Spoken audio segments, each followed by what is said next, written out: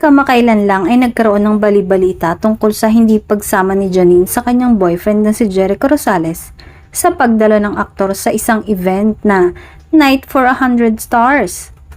Madaming ang nakisawsaw na kesyo iniiwasan daw ni Janine ang kanyang ex na si Raver Cruz na naandun din sa event.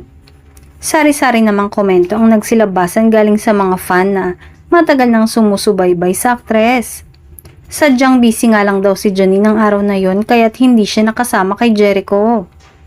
Madami naman talagang commitment ang aktres at sunod-sunod pa.